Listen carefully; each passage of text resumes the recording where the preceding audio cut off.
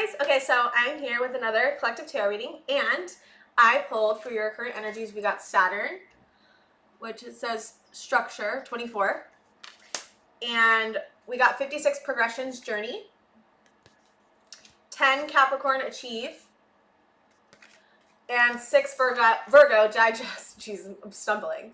Okay, so I was like, first off, Saturn lessons are really hard. They're like our life lessons. Like, they're the things that we struggle with the most. It's like the series of lessons that just keep happening to us over and over and over and over and over again. And we have to, if we want to heal it, we have to continually kind of go through these things to eventually make a different choice to heal what it is. But what Saturn also promises is that if you do heal these things, you get the gifts that like are the most beautiful internally and externally, because anything that we're feeling internally like comes out externally. And I get that this was a journey. It's like, it's the hardest journeys even that you're ever going to transverse. And I am getting with the progressions card, like maybe you're feeling like you're finally getting to the point where you're like, okay, I'm finally getting this lesson. Like, I'm finally figuring it out. Like, I'm finally choosing something else. And, it's, I'm seeing erosion of a pearl, right? Like, it really is like eroding us, these lessons, like erode us and erode us and erode us, because it gets us connected to our pain. And then through getting connected to our pain, we heal and feel the pain. And then that kind of helps heal whatever it is so that we can make a different choice, because usually we don't make choices that over and over again that aren't really in our best interest unless if they are familiar or safe, and or we've had experiences in the past that have taught us to be that way, right? And I am definitely getting an ancestral wound that you could be healing right now, and generational trauma that you're healing. We also have Capricorn. I would consider Capricorn to be a really beautiful energy that you would be getting for this journey. Maybe you have a lot of Capricorn in your chart. You definitely don't have to.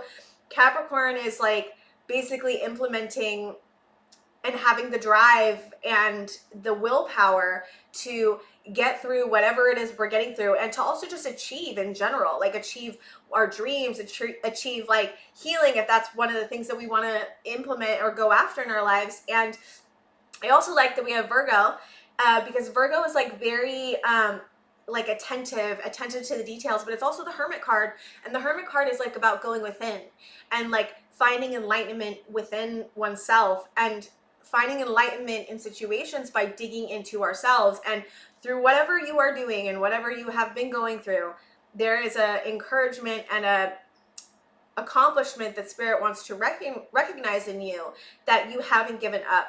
And I asked, like, okay, well, what's Saturn, right? Like, what is Saturn? Like, what is our Saturn lesson, right? And I got Saturn again, and I was like, the world, like, are you serious? Like, the world is Saturn. And so the world is like the 4 fixed signs, but it's not the point. I asked also, I did pull 5 of Wands and 10 of Swords for one of the lessons that you possibly are learning. And this is about learning how to let go and learning about how to do things differently. And like basically what I've been saying, like being so uncomfortable with doing something one way that you have to do it differently. And it's, again, like the car won't start. Like I talked about this in another reading, like the car won't start anymore. You can't keep doing it this way anymore. You have to do something differently. And I think that what this is talking about is that you have been doing something differently, that you are looking at things in a different light, that you are perceiving things and maybe yourself in a new light. Maybe you're getting connected to your worth. Maybe you're seeing yourself without like muddy glasses. And you've cleared kind of your third eye, but your perception of, I'm hearing time, perception of yourself maybe through time, like why you did the things you did when you were younger, or why you made the choices that you made, and having compassion for the fact that like we don't choose things sometimes because we want to, but because we feel like we have to. And it's because our ego, right? And it's always about keeping ourselves safe.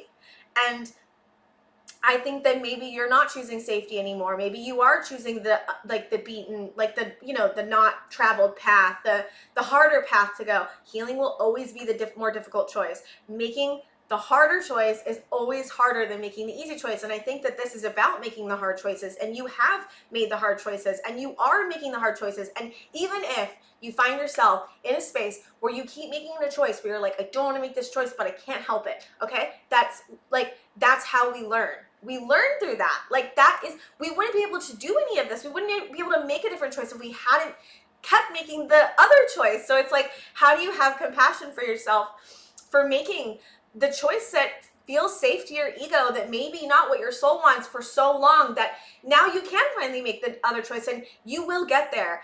If you want to get there, if you want to heal, if you are focused on healing and focused on yourself and focused on making the better choice, then you will eventually get there. It's just, I think loving ourselves is about, like, it makes me emotional, like loving ourselves through like the choices that we make. Like even when we make the choice that like isn't the most aligned, right? Like how do we love ourselves through that? Like that is healing, right? It's not beating ourselves up. It's not raking ourselves over the coals. It's not being mean to ourselves. It's about like, how do I have unconditional love for myself when I'm in this space of such difficulty? And can I see how hard this has been for me? And can I see how my choices may have led to situations or outcomes that were not ideal for me? And how have I learned through that? And have I learned through that? And you are learning. It's learning never stops. It's always with us. We are always learning about how to do things differently. We're always learning about we learn through mistakes. We learn through pain. Like that is how we learn. And so it's like, can you value the pain? Can you value your tenacity to keep going even when you keep making a choice possibly that is not in your highest good? We all do it. Like that, like this is the thing. Like this is the human condition. We all do it. This is what we're here for. Like we're here to keep making the choice that's most safe, that feels best for our ego, until we're so uncomfortable, until we've seen so much of it and we know the result we're going to get, that we're like, you know what, I don't want to make that choice anymore. I am going to make a different choice. And the more you make the harder choice, the more difficult choice, the easier it will get over time. But it's going to be difficult. And it's like, that difficulty though is like gold, right? It's like, oh my God, I made the harder choice. Like, look at me. And like, that's also where self-worth comes through, right? Oh my God, it's so, it's really beautiful. Okay, that was a lot. I'm going to see what's going on. Knight of Wands, yeah, you have a Knight of Wands and King of Wands. So there's a reading I did yesterday. If you haven't watched it, go watch it, because these two came out as well. Ace of Swords. So did Ace of Swords. And did Eight of Pentacles come out? I'm pretty sure it did. Queen of Swords. Okay. So.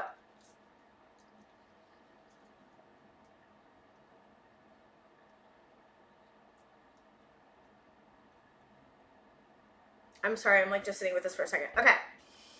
There's a major truth that's coming to light about relationships in general.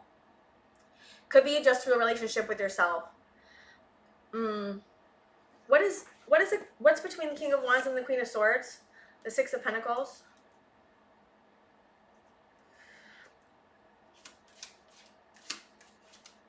The Fool. Okay. So there's definitely a relationship here between a King of Wands and a Queen of Swords.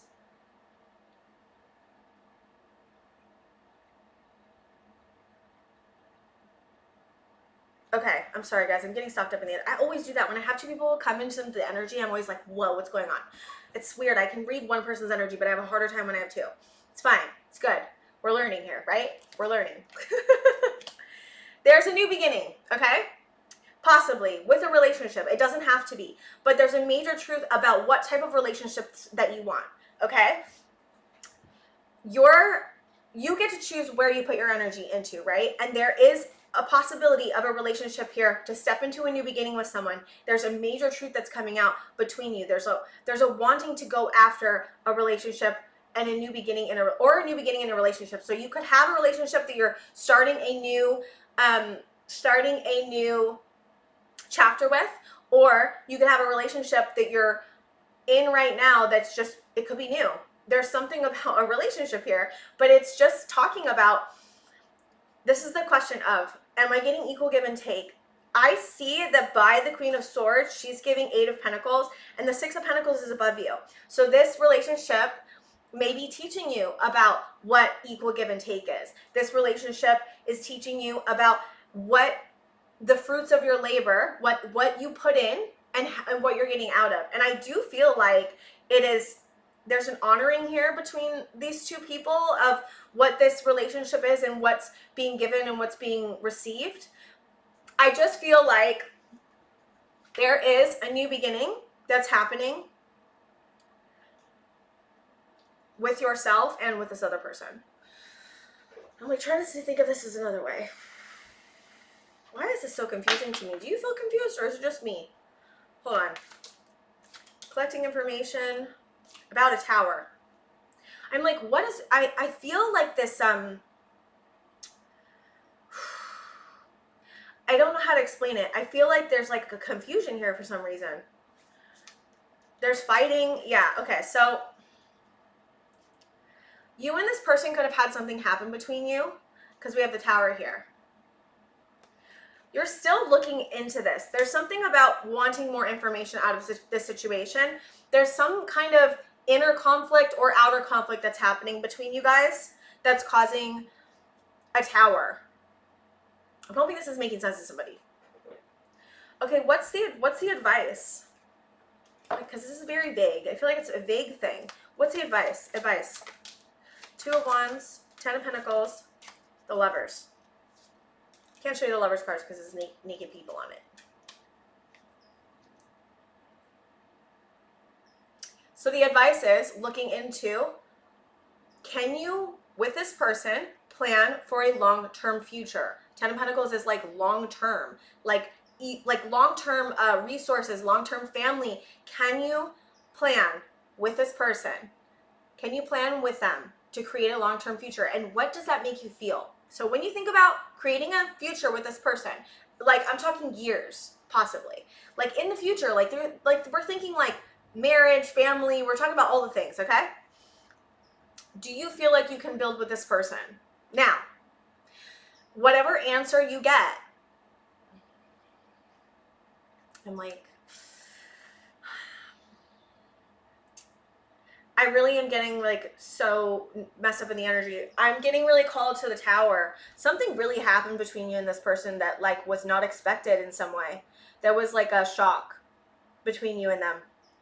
And it caused a lot of internal conflict. I'm especially seeing the internal conflict be on the side of the Queen of Swords. This person could have caused a tower for you.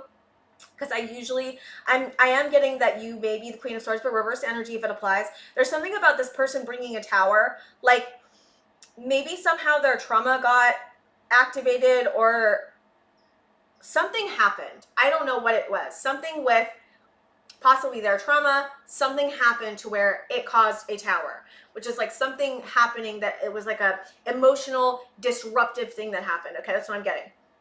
Caused a lot of internal conflict for the Queen of Swords specifically. Now, the Queen of Swords is still collecting information on what this tower was and looking into, and again, the advice is to look into if you can build with this person long term. That is the question. I don't know what your answer is, but like it's going to be different for all of you.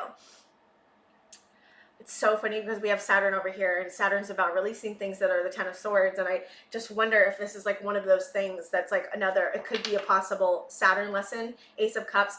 I think what this situation is generally teaching all of you, and this could be a work situation, so wherever, if it doesn't apply, I'm so sorry. I think what this whole relationship has been teaching you is how to love yourself, Ace of Cups. Like how do you be there for yourself if there's a tower? How do you get connected to conflicting parts of yourself that may want this relationship or may not want this relationship? How do you show up for yourself when somebody and you have a disruption in the energy in the relationship? How do you show up for yourself? And can you see long term? Do you even want to build long term with this person? And if you don't, can you walk away? And if you're having a hard time walking away, that is like a very Saturn thing, right? Like a Saturn lesson is, can we release things that don't serve us? And so I don't know where you are in the energy, and it just completely may be different for all of you. And I'm so sorry. I always get really confused sometimes in relationship readings, which is kind of weird, but whatever. It's cool. I'm still learning, so please bear with me. But I do think that generally you're going through a Saturn lesson. I think that this is asking yourself if this person's a karmic lesson or if they are not, and what are they teaching you. Relationships will always be a beautiful way to see who we really are, what the dark parts of ourselves are, what the light parts of ourselves are. Are we seeing them through a fantasy lens? Are we seeing them through an obsession? Are we seeing them in a clear light? Like, and if we're not, it really points back to like, how do we go deep within ourselves to see what this is bringing up for you? Because it usually, relationships always trigger our deepest wounds. And so like Saturn lessons can involve karmic relationships or just regular relationships in general, soulmates, whatever it is, even especially twin flames. What am I talking about? So I think what this relationship really is teaching you is how to love yourself, and how do you show up for yourself when it's really painful and when you don't know what's going on, and when there's a tower happening, and if you don't want to show up for it and you keep showing up for it, why? Right? Like, there's so many things here I feel like going on. I don't know if you feel very discombobulated. I feel like there's a lot of mental energy going on. You may be activated by this anytime we have a tower, okay? It's gonna activate us, okay? It could activate our trauma, it could activate our deepest wounds. And so I think the tower may not have just happened. It could have happened like a month or two ago. I'm getting that feeling for some of you, not all of you. But the tower is meant to teach us where there are foundations that should no longer be standing. So, is this person a person you want to build a foundation with still? And what the most important message that I'm getting here is, what is the Saturn lesson? What is a lesson that you're learning? How are you learning to love yourself through this? And can you be more open? And I do feel like a pressure. I feel like there's like a need to like be more open to the energy and be more open to yourself, like even in how you're moving through this. Can you love yourself while you're going through this? And can you show up and be your own best friend? And that means not judging yourself. That means not being hard on yourself. That means not pressuring yourself into a decision you're not ready for yet. You could be in the middle of this and you may not be ready to make a decision. You may not be ready to make one decision or another, if you want to stay or if you want to go, and that is totally okay. Can you be with yourself though in like the pressure that you feel to choose one thing or another? Can you be in indecision? Like, oh my God, I hate being in indecision, and I have been there many times in my life, and I sometimes am there for a long time, and it sucks. But I think that there's something even beautiful about being in indecision, because like, what does that teach you? Like, it teaches you like you're feeling both things. You want it and you don't want it, and it's like getting connected to why those are happening, why you are in indecision, and learning to dive deep into the trauma of like, why am I in indecision about this, and what is it really trying to tell me? And again, this is a call to dive deeper into what this relationship means for you, but also like, what is it teaching you about yourself? Okay, I'm so sorry I got stuck in the energy, but I hope that made sense, and I hope it helped. I think that's all I have for you guys, and I will see you guys next time.